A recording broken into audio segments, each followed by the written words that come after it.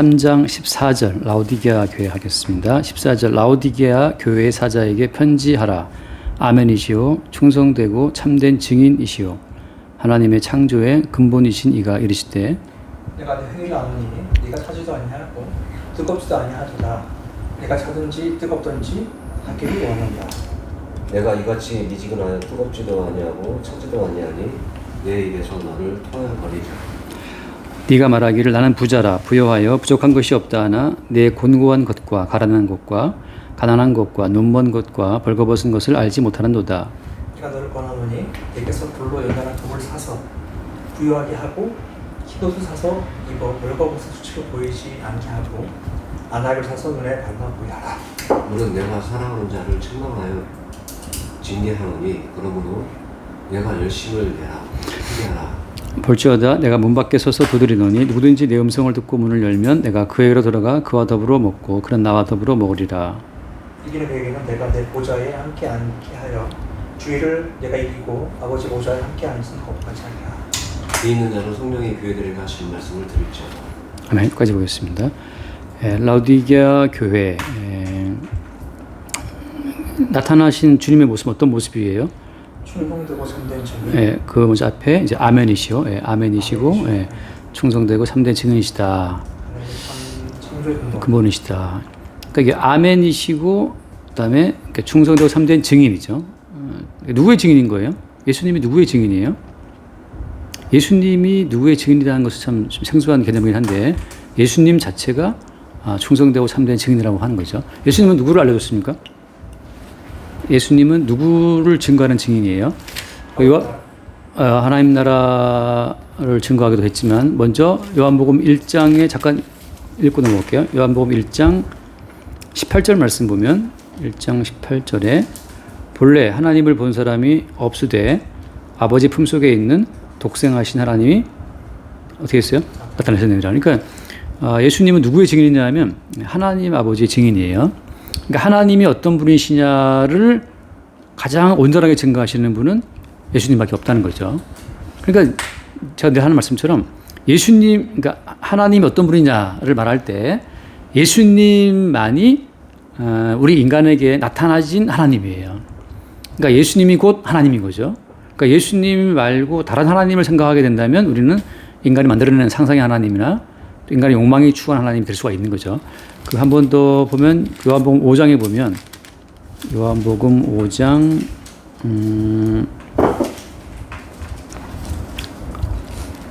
거기에 아버지에 대한 얘기를 예수님이 하시는데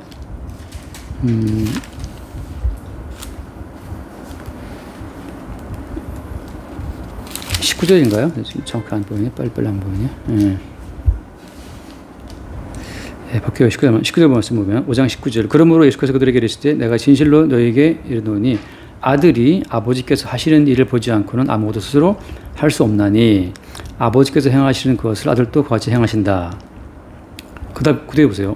그 뒤에도 아버지께서 아들을 사랑하사 자기가 행하시는 것을 다 아들에게 보이시고 또 그보다 더 큰 일을 보이사 너희를 놀랍게 여기게 하시리라. 자, 그러니까 아들 예수님은 아버지가 하시는 것을 다 지금 보고 와서 증거하는 거란 말이죠. 그러니까 하나님께서 하시는 그 모든 일을 보신 분은 예수님밖에 없어요. 그래서 예수님은 하나님 아버지의 증인이라고 하는 거죠. 그래서 예수님은 하나님과 하나님의 모든 나라 그 세계를 다 보고 오셔서 우리 가운데 증거하시는 거고, 그래서 예수님의 다른 별명이 충성되고 참된 증인이라고 하는 거죠. 한 번 더 보면은 8장을 볼까요? 8장에도 그와 비슷한 말씀이 있는데 요한복음 8장 13절 말씀 보면 8장 13절 바리새인들이 이르되 네가 너를 위하여 증언하니 네 증언은 참되지 않냐도다.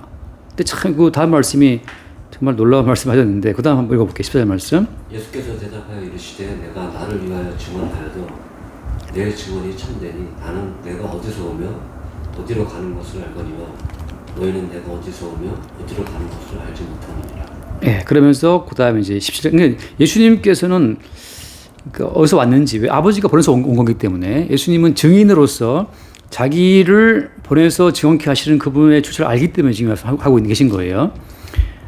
대부분 사람들은 왜 태어난지 아무도 모르잖아요. 그냥 태어나신 그냥 사는 거죠. 그 17절 말씀, 17절 말씀에 너희 율법에서 두 사람 증언이 참되다 되었으니.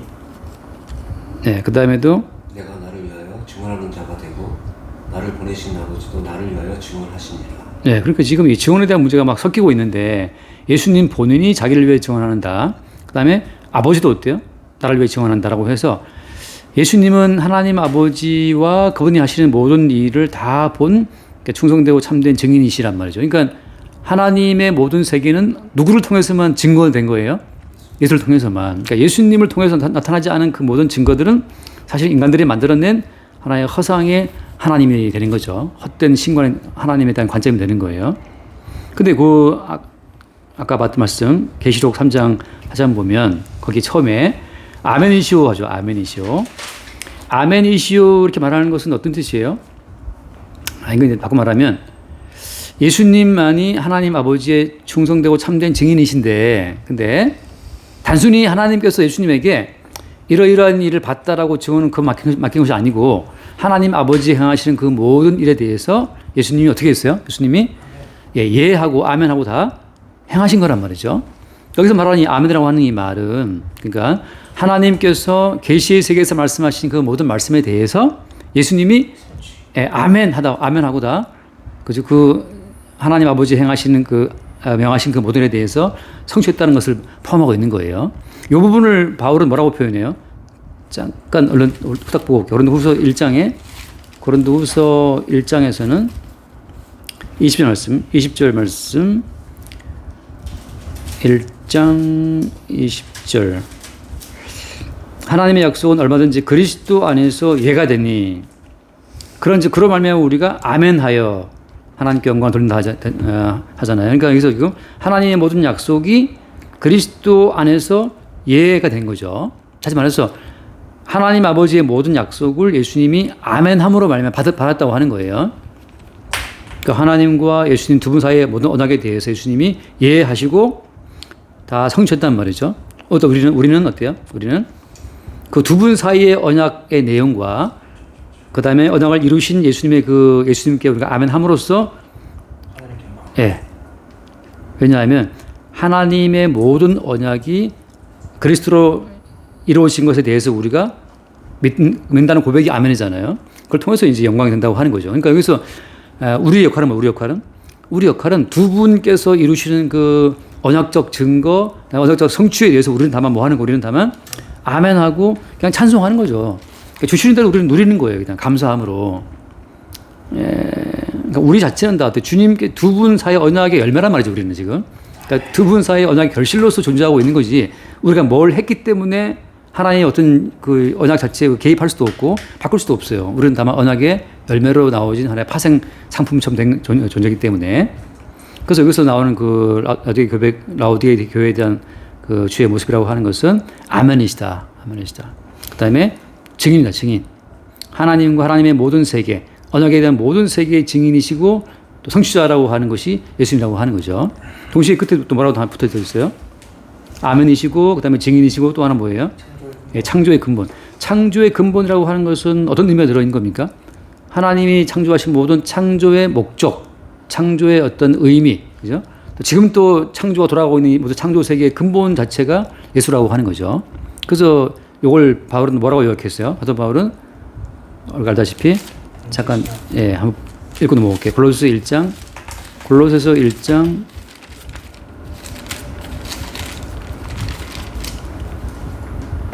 15절 말씀 먼저 볼게요. 1장 15절. 그는 보이지 아니하는 하나님의 형상이시요 모든 피조물보다 먼저 나신 이시니. 그 다음 말씀 봐보세요. 만물이 그에게 창조되되 하늘과 땅에서 보이는 것들과 보이지 않는 것들 혹은 왕권들이나 주권들이나 통치자들이나 권세들이나 만물이 다 그로 말미암고 그를 위하여 창조되었다. 그러니까 모든 만물이 그로 말미암아서 그 다음에 그를 위하여 창조가 되었다. 이게 창조의 근본한 어떤 의미예요. 그러니까 처음 창조가 될 때부터 어때요? 예수님이 그 창조 현장에 함께 있었죠. 그죠?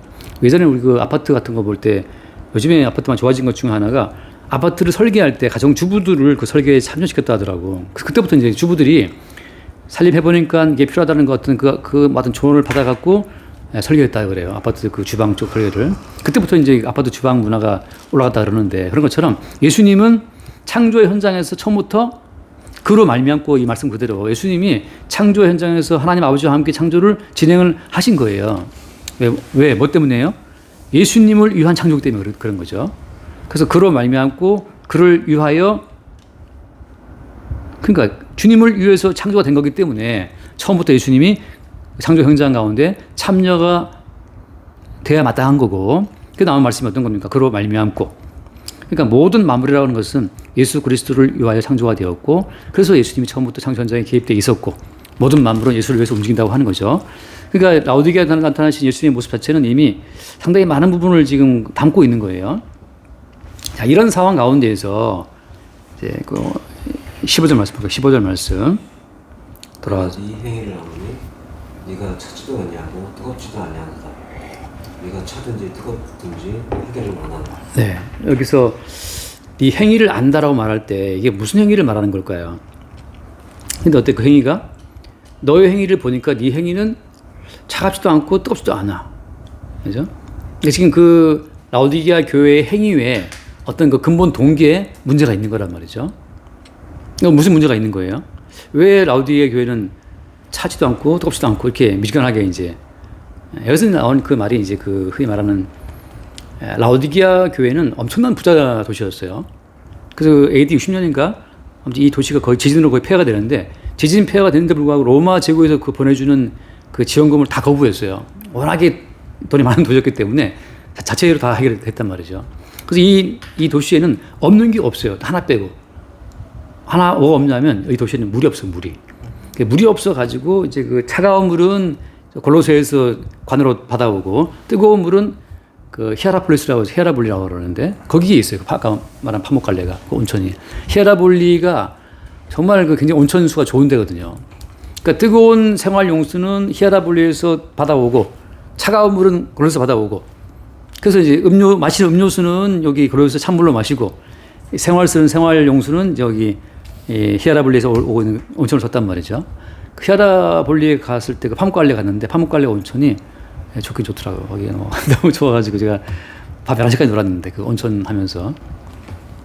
그래서 야외가 돼 있는데 그 야외 물을 다 밑으로 이제 하루에 가면 거기에 호텔을 크게 지어놨어요. 그래서 그대로 호텔물이 다 온천물이야. 거기 전부 다 온천물이야. 온천 안에 들어가면. 그래서 온천 그 호텔 안에다가 아주 이렇게 코스처럼 이렇게 수영장을 만들어놨어요. 예, 막 거기서 한참 이렇게 왔다 갈 수 있어요. 너무 넓어. 깊지도 않게 했다. 그래서 그것 때문에 나온 이 표현이라고도 해요. 차지도 않다. 차다른 것은 골로새 물이 차가운 물인데 뜨거운 물은 이제 이 히에라폴리스의 물인데 근데 그 두 개의 물이 쭉 오다 보면 어때? 오다 보면 다 이게 뜨거운 온천수 물은 미지근하게 식어버리게 되고 차가운 골로새 물도 이게 더워지는 거예요. 그래서 이미 오게 되면 물이 맛이 없는 거지. 다 정말 토한다는 거죠. 그래서 그 나온 편이라고 그러는데 자 지금 라오디게아 교회의 행위를 딱 주님이 보니까 이게 문제가 있어요. 이게 뭔가 섞여버린 거죠. 자 그래서 지금 행위의 원천이 어디인가가 중요해요. 자 다시 말해 이런 거죠. 성도가 뭔가를 행한다고 말할 때 성도의 행함이라고 하는 것은 그 근본 원천이 어디 있는 거죠? 그리스도의 머리. 네, 머리이신 예수께로부터 나오는 행동이잖아요. 우리는 지체이기 때문에. 그럼 머리이신 그리스도로부터 나오는 그 행동이라는 것은 무엇을 배제합니까? 우리로부터 나올 때 우리의 어떤 자아성, 주체성을 다 배제한다고 하는 거잖아요. 그러니까 우리의 어떤 인간적인 계산, 육적인 어떤 욕망, 그걸 다 배제하면서 머리이신 그리스도의 뜻만 툭 치고 나가는 거죠. 그게 이제 말하자면 명확한 행동이 그게 차갑든지 뜨겁든지 이게 명확한 행동이 되는 건데 머리이신 주께로부터 뭐가 사인이 왔는데 그 자체가 지금 우리의 뭐 혈육에 대한 사랑이든지 돈에 대한 사랑이든지 육신의 정욕이든지 간에 거기서 섞여 버리면서 이게 그 본래 취지가 식어버리는 거예요. 자, 그래서 성경에서 말하는 행위라고 하는 것 자체는 반드시 거기에서 주체성 자체, 인간의 죄성 자체를 이것을 못 박아 죽이는 그 십자가의 사건이 먼저 따라온다고 하는 거죠. 우리가 야고보서 있잖아요. 야고보서 잠깐만 보면 야고보서에서 행위를 말할 때 샘플로 든 게 어떤 거였어요? 야고보서 2장에 보면은 그것은 이제 우리 어떤 행위의 그 불가능을 말하고 있는 건데 그 야고보서 2장을 잠깐 볼게요. 야고보서 2장을 보면 그 22절 말씀 20절 야고보서 2장 20절 허탄한 사람아 행함이 없는 믿음이 헛것인 줄을 알고자 하느냐. 자, 그대로 보세요. 그래서 아브라함이 그 아들 이삭을 제사하실 때 행함으로 어렵다 하시는 것이냐. 그리고 지금 야고보 사도가 행함이 있는 믿음을 말할 때 누구를 지금 예로 든 거예요? 아브라함을. 어떤 행함이었어요? 독자 이삭을, 사랑하는 아들 이삭을 바치라는 거였잖아요. 그러니까 이게 지금 인간이 자기 정신 갖고 행할 수 있는 그 행함을 지금 말한 게 아니에요. 누가 자기 아들을 바치겠어요? 그렇잖아요. 아들을 바친다? 그것도 별로 마음에 안 드는 이스마엘을 바치라고 가능할 수 있지만 이스마엘도 아니고 100살에 얻었던 그 사랑하는 독자 이삭을 바치라는 말 자체는 인간 정신으로 할 수 있는 게 아니에요. 그러니까 인간의 혈육적 주체가 살아있을 때는 이 말씀은 지킬 수가 없어요. 그러니까 예컨대 주께서 바치라고 해도 거기에 내가 살아있으면, 그죠? 인간 주체가 살아있으면 이 행함은 시행될 수가 없는 거죠. 그러니까 지금 성경에서 말하는 행함은 어때요? 인간으로서는 어떤 불가능한 행함을 말하고 있는 거예요. 방금 아까 잠깐 말했다시피 율법이라고 하는 것은 어때요? 우리가 다 시키다가도 하나 어기면 다 어기는 거잖아요. 그러니까 인간 자체는 하나님이 요구하시는 행함을 만들어낼 수가 있다 없다? 만들어낼 수가 없죠. 똑같죠. 그러니까 어떻게 하냐면 그래서 이삭도 어때? 이삭도 원래 누구를 사랑했냐면 에서를 사랑했잖아요. 그래서 에서에게 복을 주고 싶었는데 어떻게 돼요? 주고 싶었는데 그만 그 야곱한테 속아가지고 야곱에게 복을 줬는데 그게 누구의 모락이었어요? 그게 주의 모락이었죠. 그러니까 아브라함의 아들 이삭을 바친 거나 이삭이 뜻대로 야곱에게 복을 내려준 거나 이 모든 것은 인간의 의지나 인간의 어떤 정으로 할 수 있는 행함이 아니었던 거죠. 또 하나 볼게요. 그 뒤에 나오죠. 근데 25절 말씀 보면 25절에 야고보서 2장 25절 같이 기생 나합이 사자들 접대하여 다른 길로 나가게 할 때에 행함으로 어렵다 하시는 것이 아니냐. 네. 기생 라합이 장사꾼들을 숨겨줬는데 그러면 이 지금 기생 라합은 뭘 알고 있는 거예요? 자기의 고향, 그죠? 자기의 이 나라 여리고는 망해야 한다는 사실을 봐야 되는 거란 말이죠. 그러니까 자기의 죽음, 자기 나라의 멸망, 자기 세계의 죽음을 받아들였을 때만 이게 나올 수 있는 행함이라는 거죠. 그러니까 혈육이라고 하는 거, 내가 네 아버지라고 하는 그 혈육적 그 정 자체가 죽지 않으면 행할 수 없는 행함이고 내 나라와 내 사회에 대한 내 공동체에 대한 이 모든 죽음이 따라오지 않으면 할 수 없는 행함 자체를 주께서 요구하신 거예요. 그게 바로 무슨 행함이다? 믿음으로 주어지는 행함이라고 하는 거죠. 그러면 지금 여기 라오디게 같은 교회는 뭐가 문제가 되는 겁니까? 내가 네 행위를 아는데 네 행위라고 하는 것 자체가 지금 어때? 이게 성경에서 말하고 있는 모든 혈육에 근거한 사랑, 부자 도시니까 여기가 부자 도시 자기가 어떤 고향에 대한 사랑, 근데 이 땅에 대한 사랑을 깔고 지금 나타나는 행함이라고 하는 거죠. 그러니까 주님 보시기에는 주의 뜻이 이루어지는 행함이 아니고 인간들끼리 모여서 하나의 종교 노름처럼 하고 있는 행동들을 말하고 있기 때문에 주님께서 그것을 그 뒤의 말씀처럼 내 입에서 토하여 내치겠다 이런 말씀하고 있다는 거죠. 자, 그래서 근데 이러한 그 뭐랄까 미지근한 게 나오게 된 어떤 이런 것이 그 뒤에 나오지만 그 원인이 또 하나 있단 말이죠. 한번 그 뒤에 볼게요. 돌아와서 3장 17절 말씀, 17절 말씀, 17절. 내가 말하기를 나는 부자라 부여하여 부족한 것이 없다 하나 내 공부한 것과 가련한 것과 가난한 것과 눈먼 것과 벌거벗은 것을 알지 못하고. 자, 이것이 나는 부자다, 부유하다라고 하는 거, 이 고백이 지금 이 미지근한 시간과 연관되어 있는 거예요. 이 무슨 말인가 하면 네가 말하는 나는 부자다 하잖아요. 근데 어때? 주님 보시기에는 어때요? 주님 보시기에는 너 부자 아니야. 너 지금 어때? 넌 공고하다. 너 지금 가난해. 너 지금 가난해. 너 지금 눈 멀었어. 너 지금 벗고 있어. 이렇게 본다는 거죠. 그러니까 지금 주님의 안목으로 볼 때는 넌 가난하고 벗고 있는데 지는 말할 때 자기는 부자라고 하는 거예요. 이런 관점 차이가 왜 생기는 거예요? 자, 우리 앞에 서문화 교회 같은 경우에는 서문화 교회 잠깐 읽어볼게요. 서문화 교회 같은 경우에는 그렇죠. 가난한 자나 부하라고 하잖아요. 그 2장 9절 말씀에 2장 9절에 내가 내 환난과 궁핍을 알거니와 실상은 네가 부유한 자니라 하거든요. 보기에는 엄청 가난하고 막 궁핍하고 막 괴로움 당하는 삶인데 부유하다는 거죠. 근데 라오디 교회는 뭐 너무 부자 도시인데도 불구하고 주님 보시기에는 너 벗고 있다, 공고하다 이게 말씀하고 있는 거예요. 차이가 어디 있어요? 자, 라오디게아 교회의 부유함이라고 하는 것은 누가 입혀준 거죠? 예, 주님이 입혀준 거예요. 다시 말하면 이제 진짜 부유함의 주체는 주님이라고 하는 거죠. 나의 부유함이라는 것은 그러니까 어떤 말을 해야 돼요? 나의 부유함 자체는 여기서 말하는 것처럼 나는 부자라. 그러니까 I'm rich. 그러니까 나는 부자 이 말이 하는 것이 아니고 원래는 어떤 말이 나와 정사인 거예요? 주님이 나를 부유케 했다는 말이 나와 정사인 거죠. 지금 내게 있는 어떤 뭐 좋은 집, 좋은 차, 좋은 건강, 좋은 인맥, 좋은 사업 다 이건 다 주님이 주신 거라는 말이 나와야 되는데 여기 지금 주어가 지가 주어 됐어요. 나는 부자다. 그러니까 지금 바뀐 게 뭐냐면 주님이 나를 부자로 지금 존재케 했다라고 하는 그 보이지 않는 주님이 나와야 충성된 증인인데 충성되고 참된 증인으로 나타내신 뜻은 여기에 있는 거예요. 지금 예수님은 아버지를 증거하기 위해서 그냥 뻘과 벗기고 주먹을 얻어맞고 침 뱉고 막 그렇게 십자가에 막 죽임 당하면서까지 참된 증인으로 예수님은 갔단 말이죠. 하나님을 증거한 증인으로. 근데 지금 라오디게아 교인들은 나는 부자라고 그 부자 되게 하신 주님은 저 처박아 놓고 자기가 됐다는 걸 드러내고 있는 거죠. 근데 주어가 바뀐 거예요. 아직 주제가 안 죽은 거죠. 그러니까 내가 거기 중간에 들어앉아 있으니까 머리에 있신 주님의 지시사항이 이게 정확히 떨어지지 않는 거예요. 결국 나는 부자하고 자기의 부자됨을 믿고 있다 보니까 주의 모든 뜻이 다 중간에서 다 미지근하게 섞어버리는 거죠. 부자 되게 하신 주님에 대한 증인이 돼야 되는데 부자된 자기를 증언하고 있기 때문에 문제가 되는 거예요. 이거 똑같아요. 어떤 분들이 나한테 그걸 물어보잖아요. 어떤 분들이 에서가 장자의 명분을 가볍게 얘기했잖아요. 그게 뭔 뜻이냐 물어봐요. 장자의 명분이란 뭔 뜻이냐 그게 무슨 뜻이에요? 에서가 생각하기를 내가 장자라고 하잖아요. 내가 장자라고 말하는 순간 어때요? 그건 똑같아요. 내가 부자야, 내가 장자야. 똑같은 논리예요. 에서는 왜 장자죠?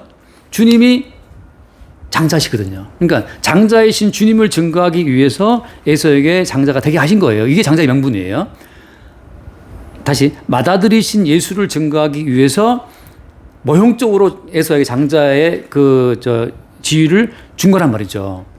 그래서 우리가 그때 잠깐 로마서 8장, 9장 잠깐 한번 얼른 볼게요. 로마서 맏아들 8장 로마서 8장에 보면 8장 29절 말씀 볼까요? 29절 하나님이 미리 아신 자들을 또한 그 아들의 형상을 본받게 하기 위하여 미리 정하셨으니 이는 그로 많은 형제 중에서 어떻게 하려고? 맏아들 되게 하시는 맏아들이 되게 하시기 위해서 예수 그리스도를 장자 되게 하기 위해서 에서에게 장자의 직분을 준 거란 말이죠. 근데 에서는 생각하기를 난 장자야 하고 타고난 그 장자를 자기 걸로 소유한 거예요. 그러니까 똑같은 논리예요.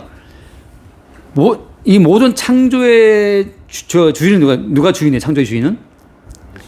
예수님이 주인. 왜? 예수님께서 모든 만물을 만들었고 예수님이 이 모든 만물을 지은 목적이 예수님이기 때문에 이 모든 만물의 부유함의 주체는 누구죠? 예수님이란 말이죠. 그러니까 이 모든 만물의 주체가 되시는 그 부유하신 주님을 증거하기 위해서 어때요? 나는 지금 부자처럼 된 거예요. 그죠? 똑같아요. 맏아들이신 예수를 증거하기 위해서 에서가 장자가 된 거지. 장자된 에서를 위한 장자됨이 아니란 말이죠. 라오디게아의 부유함이라고 하는 것은 모든 만물의 주인이신 그 예수님의 부유함을 증거하기 위한 부유함이지 라오디게아 자체를 부자되게 하시는 것이 주의 목적은 아니라는 거죠. 이게 똑같아요. 사울 왕이 폐해지잖아요. 왜 사울 왕을 폐하고 다윗 세워집니까? 나중에 보면 나오지만 사울 왕은 자기의 왕됨의 지위를 유지하기 위해서 무척 애쓰거든요. 나중에 자기 왕됨 지위를 유지하기 위해서 어디까지 가요? 전보로 가요. 전보로 가시고 에노의 신점에 전보단 말이죠. 그러니까 자기의 왕됨의 지위를 유지하기 위해서 사울 왕이 시작하고 있는데 원래 사울 왕을 왕 세운 것은 뭐 때문이에요? 이스라엘 3대 왕은 누구다? 참된 왕은 예수님이란 말이에요. 하나님이란 말이죠. 하나님의 왕됨을 증거하기 위해서 누구한테? 사울에게 왕의 지위를 임시로 모형적으로 맡긴 거란 말이죠. 거기서 이제 사울이 내가 왕이야라고 하기 때문에 버림당하는 거죠. 그러니까 똑같아요. 내가 목사야라고 말하게 되면 참된 목자이신 예수를 증거하기 위해서 모형적으로 세워진 목사인데 지가 목사라고 이제 나대게 되면 그것이 여기서 말한 것처럼 미지근한 자가 되어서 토하여 내치리라. 야, 내가 너를 목사가 되게 한 것은 참된 목자이신 예수를 증거하기 위한 하나의 모형으로 세워진 건데 나는 목사다. 나는 부자다. 내가 뭐 아버지다. 내가 왕이다. 그게 다 뭐냐면 공고한 것과 가련한 것과 가난한 것과 눈먼 것과 뻘거벗은 게 되는 거죠.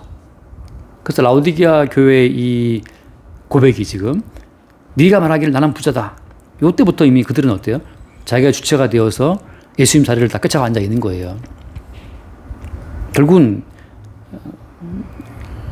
그러니까 토한다는 말은 무슨 토한다는 말은 결국 이게 삼켜져야만 하나가 되는 건데 토해지기 때문에 결국 함께 안 되는 거잖아요. 이게 삼켜져야만 내 살과 피가 되는 건데 토해버리니까 예수님과 하나가 안 되는 거지. 굉장히 무서운 말씀이죠.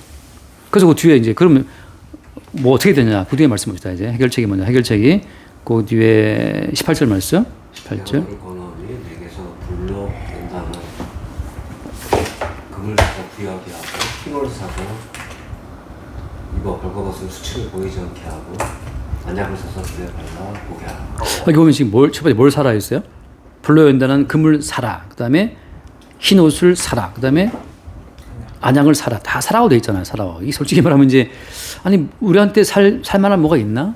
우리는 살만한 게 아무것도 없는데 무슨 의미일까요? 산다는 말이. 우리가 뭐 사올 만한 우리한테 무슨 뭐가 있냐 말이죠. 아무도 없잖아요.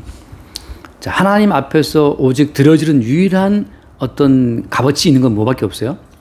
예수님의 예수님의 희생밖에 없어요.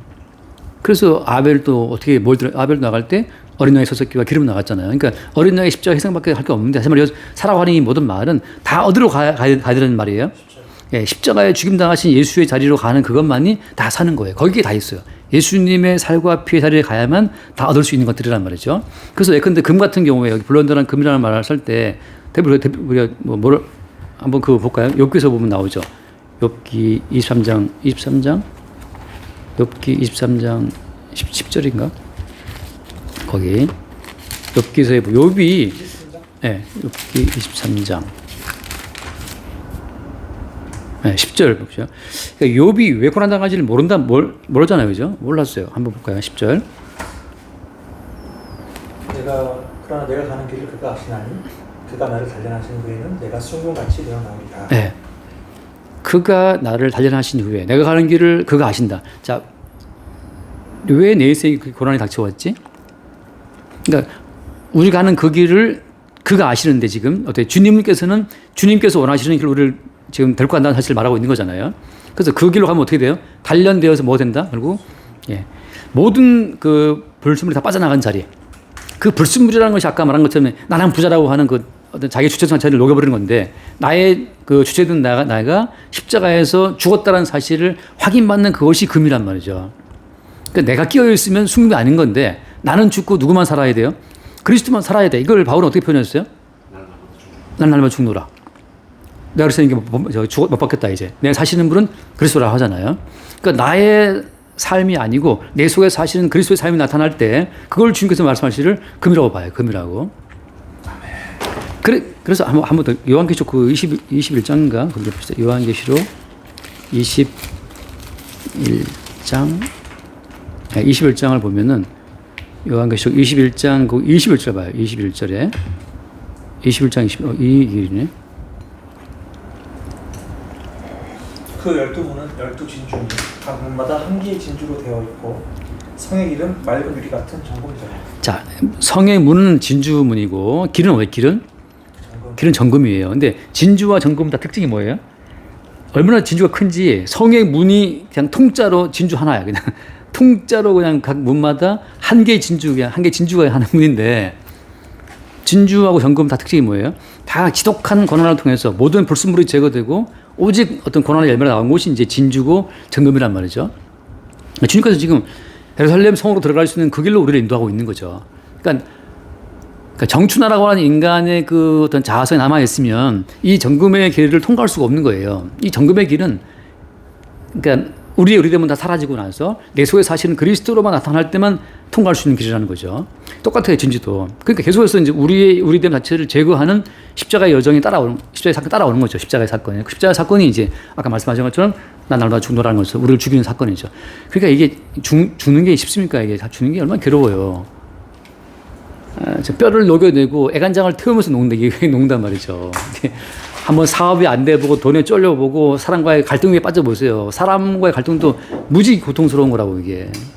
뭐 미워하고 대화 안 통하고 도대체 말이 안 통할 때 얼마나 괴롭습니까? 그런 것처럼 지금 주께서 우리를 끌어간 지금 하신 말씀이 불로 연단한 금을 사라 말하는 것은 사라고 하는 말은 결국 어때? 우리한테는 살만한 요소가 있어요? 없죠, 그죠? 그럼 어디 가야 되는 거예요? 십자가 밑에 가야만 예수님이 십자가에서 흘리신 그것만이 그 1만 달란트 받았던 용서의 그 값어치만이 우리가 내밀 수 있는 유일한 제어가 되는 거예요. 피를 내밀어야만 뭐가 주어져요. 그러니까 예수님의 십자가의 피 흘림에 동참이 돼야만 우리 가운데 전 같은 어떤 믿음이 회복이 되는 거죠. 그래서 불로 연단하는 금을 사서 어떻게 하라? 부유하게 하라. 부유하게 하라. 결국은 진짜 누가 부유한 사람이냐? 진짜 부유한 사람은 나사로 거지 있잖아요. 거지처럼 나의 요소가 아무것도 없는 사람이 부유한 사람이에요. 그러니까 내 것은 아무것도 없고 그냥 주님 것을 입고 있을 때. 그래서 주님께서 그걸 뭐라고 표현했어요? 야, 얘들아, 솔로몬의 그 영광으로 다 껴입은 것이 뭐만 못하다? 드레핀 백합화만 또, 그죠? 그 왜 그런 거죠? 솔로몬의 영광으로 다 껴입은 것이 얼마나 많은데, 그것보다도 아버지가 키우는 드레핀 백합화가 더 낫다 하잖아요. 영광스럽다 하잖아요. 그러니까 우리의 요소가 다 빠져나가고 하나님이 입혀주신 요소로만 꽉 차 있을 때 그게 영광이 되는 거고 그게 부유한 거예요. 그러니까는 나사로처럼 거지로 살아도 그게 부유한 거죠. 이건 완전한 자유예요. 자유. 지금 죽어도 어때? 지금 죽어도 자유한 거야. 스테반의 자유가 그런 거잖아요. 그처럼 부유함이 없지. 그러니까 거지가 되어서 부잣집 앞에 뒹굴어도 그게 뭐 너무 만물을 잇고 있는 존재니까 만물을. 만물의 주인이신, 만물의 주체이신 주님과 함께 있는 그 순간이 가장 부유한 순간이라. 그 다음에 흰 옷을 사서 어떻게 하라? 수출하라. 흰 옷은 그때 봤자 뭐예요? 흰 옷은 그 요한계시록 7장 14절 말씀, 14절 읽어보세요. 내가 말하기를 내 주여 당신이 아시나이다 하니 그가 나에게 이르되 이는 큰 환난에서 나오는 자들인데 어린 양의 피에 그것을 씻어 희게 하였느니라. 네, 어린 양의 피에 그것을 씻어 희게 했다. 어린 양의 피에. 다시 말하면 우리가 뭘 했다라고 하는 그 행위의 옷을 입고 있으면 그게 하나님 보시기에 참 벗고 있는 거예요. 그러니까 아담과 하와가 그 치마 암다리 입었잖아요. 주님 어떤 그걸 다 벗겨버렸단 말이죠. 왜냐하면 하나님 보시기에 아무 의미 없는 옷이기 때문에 가죽 옷을 입듯이 어린 양의 그 피로 씌어진 그 옷을 입게 하시는 건데, 그러니까 나의 행함의 의로는 아무것도 없어요. 내가 부자다? 내가 한 거 아무것도 없는데 주님이 부자 되게 하신 거고, 나 지금 건강이 좋아. 나 지금 우리 아들이 어떻게 잘 됐어. 다 마찬가지예요. 모든 것이다. 어린 양의 피에 씻은 그 자체가 우리의 수치를 가리는 옷이라고 하는 거죠. 그 다음에 그 마지막에 또 뭐가 있죠? 안약을 하자. 안약을 해서 눈에 발라 보게 하라. 사실 지난주에 말했다시피 우리는 뭘 보는 겁니까? 이게 안약이라는 것은 사실 엄밀히 말하면 십자가가 밝게 보이는 건데, 너희 눈앞에 뭐가 안 보이냐? 십자가가 안 보이냐 했잖아요. 주님께서. 그러니까 십자가만 밝히 보이는 그것이 안약을 사서 눈에 발라 지금 보고 있는 거예요. 다시 말하면 십자가만 명확히 보이는 사람은 지금 안약으로 눈에 발라서 보고 있는 사람인데, 명확히 보이면 어때요? 명확히 보이면 보인다라고 말할 수밖에 없어요. 그래서 어때요? 보이면 어때? 보이는 것을 보인다고 말할 수밖에 없다고. 그래서 나오는 말이 뭐냐면, 제가 마태복음 우리 마태복음 5장인가? 그게 뭐죠? 너희 말은 예면 예고 아니면 아니하라. 그거 7장인가 5장인가. 그 말이 참 너무 좋은데, 마태복음 너희 말은 예면 예고 아니면 아니하. 그게 5장인가 7장인가 모르겠다.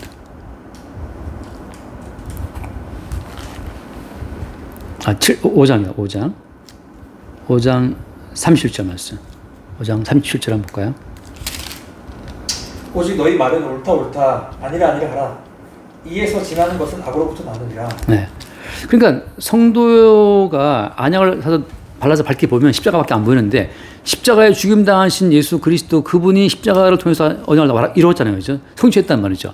그분이 만물을 지으신 분인데 만물을 지으신 그분이 십자가에 죽으면서 뭐라고 했어요? 다 이뤘다 했거든요. 그러니까 만물을 지으신 그 원래의 모든 목적이 십자가에서 다 이루어졌단 말이죠. 그러니까 이제는 뭘 봐도 어때? 뭘 봐도 인간의 행위가 개입된 것이 없고 다 십자가에서 모든 걸 이루신 예수님만이 밝게 보인다면 우리 어때요? 그때부터 우리는 그것은 오라. 그건 아니지. 라는 말이 나올 수밖에 없죠. 그러니까 뭐 어저께 최초 올린 것처럼 뭐 이영표 선수 뭐 그거 올렸잖아요. 유튜브.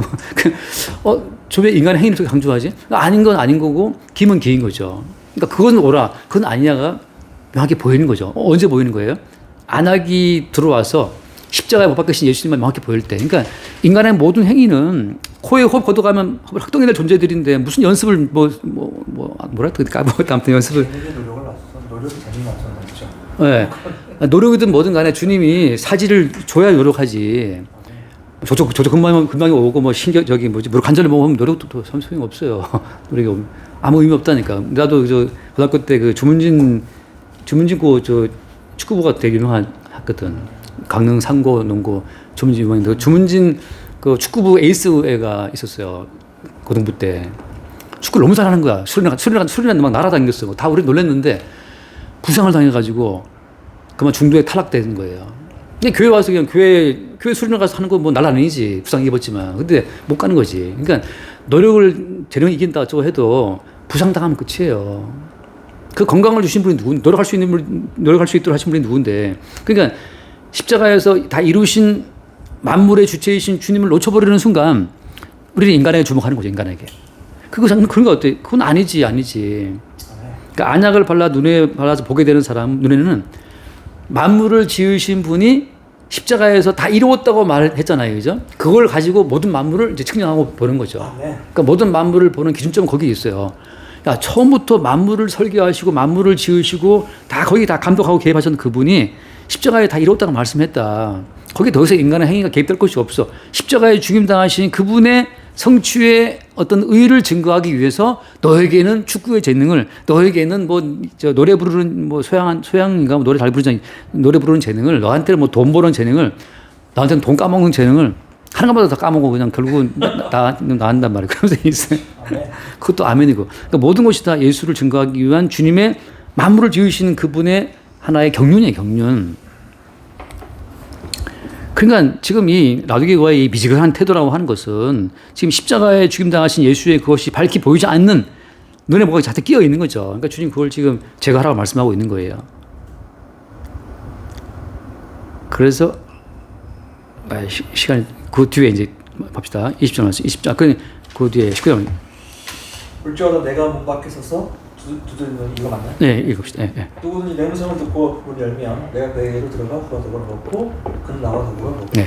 그 앞에 징계 있는데 징계는 어때? 징계가 앞에 안 봤지만 징계라고 하는 것은 아들은 징계합니다. 우리가 어디를 가도 다시 안 올 식당은 아예 말도 안 꺼내요. 밥맛도 없고 막 반찬 더럽고 그러면 그 집은 다시 안 올 집이기 때문에 말도 안 하지만 너무너무 맛있고 다 좋은데 뭐 하나 부족 그러면 우리 말한다고. 이거 좀 하는 것처럼 남의 집 애는 우리는 뭐 사람을 죽여도 신경 안 쓰지만 내 아이의 경우에는 야 빨리 들어와야 되고 뭐 해야 되고 말이 많단 말이죠. 그러니까 주님께서 사랑하는 자를 책망하고 징계하시는 거예요.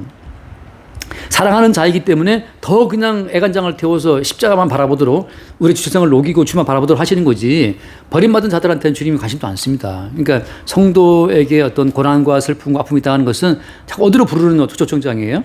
십자가로 부르는 초청장이란 말이죠. 그래서 제가 어저께 쇼츠에 올라온 회합 장소, 우리의 모임 장소는 십자가 밑에라 했는데 그런 것처럼 그 십자가 앞에 가면 어떻게 되냐면 그것이 바로 뭐냐면 내가 서서 두드린다는 말씀이에요. 주께서 우리의 문을 두드리고 있는 두드림 자체는 지금 주님의 살과 피를 나눠 먹자라고 하는 초청이기 때문에 내가 들어가서 내가 그와 더불어서 먹고 그나 더불어 먹으라는 말씀. 뭘 먹겠어요? 뭘 먹겠어요?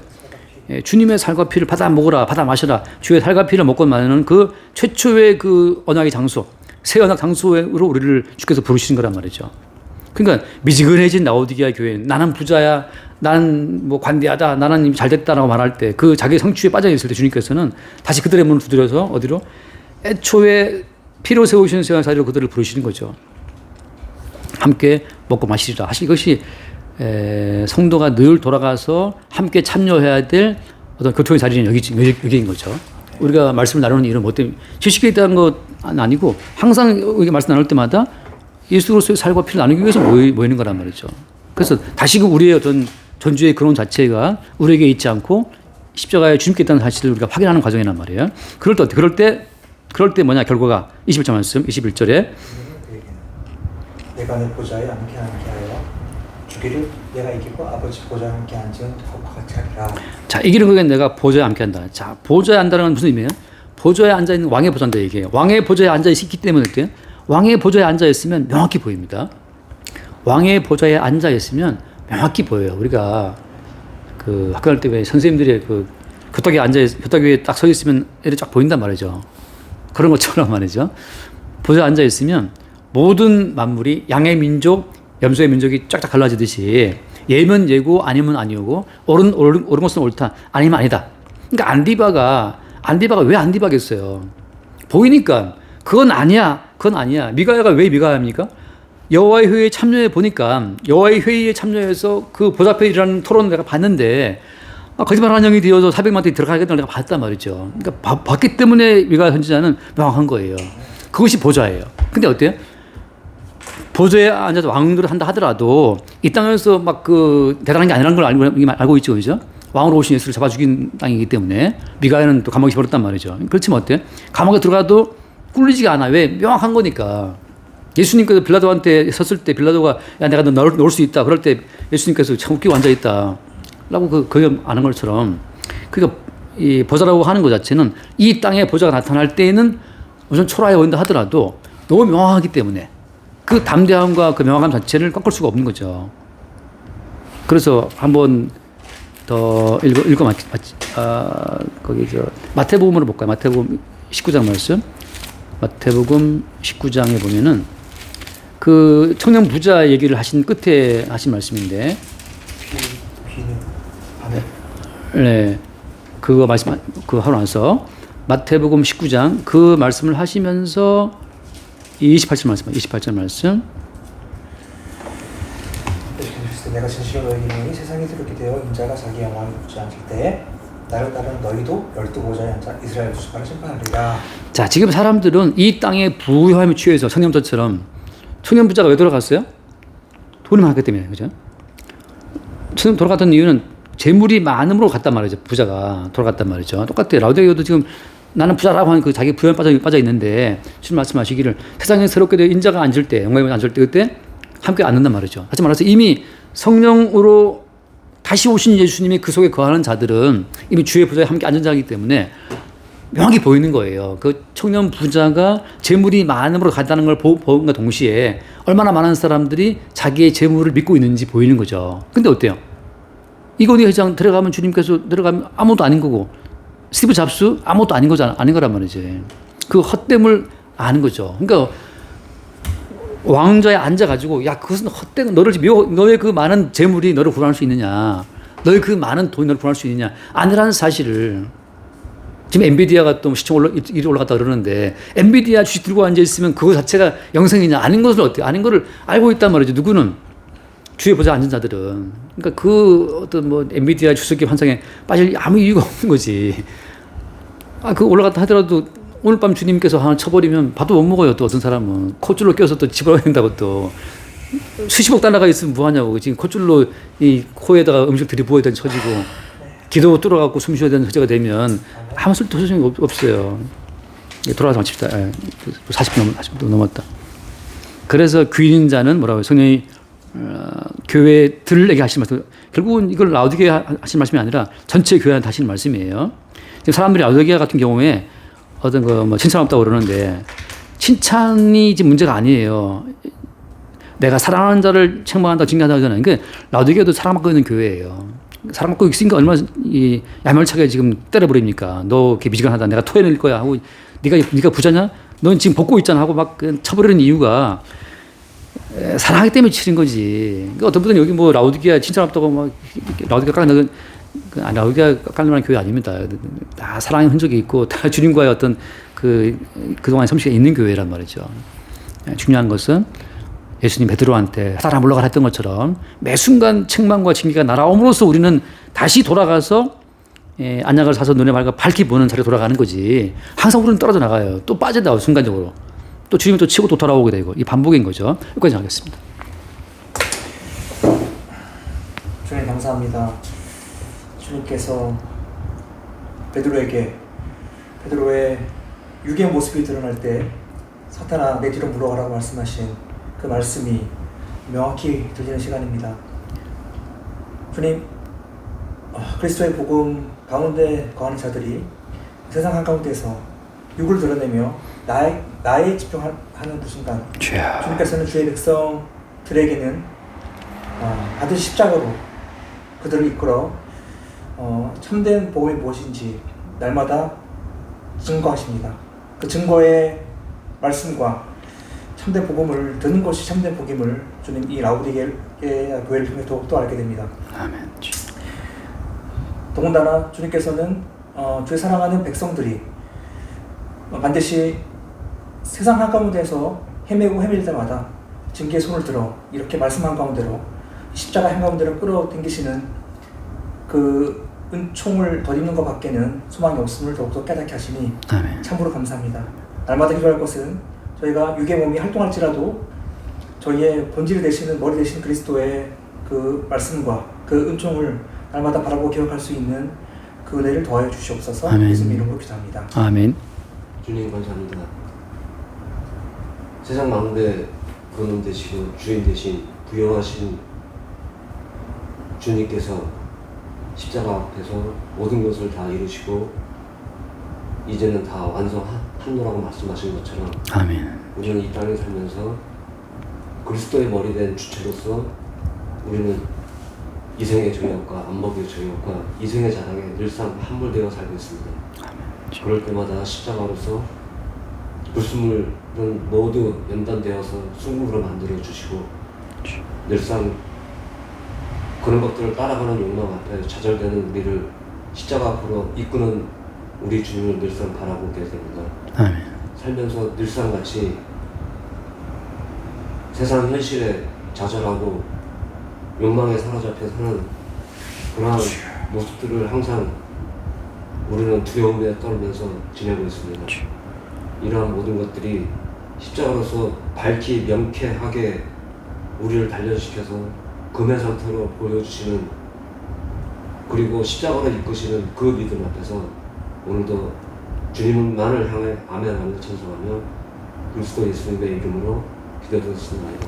아멘. 주님 감사합니다. 늘 우리를 책망하시는 성령님의 그 성실하심으로 말미암아 다시금 우리가 십자가를 밝히 보고 주와 함께 이미 우리가 죽은 자임을 확인하고 우리 안에 사시는 그리스도의 활동을 새롭게 보게 하시니 감사합니다. 매 순간 우리를 늘 새롭게 인도하여 주옵소서. 우리 주 예수님을 기도드립니다. 아멘.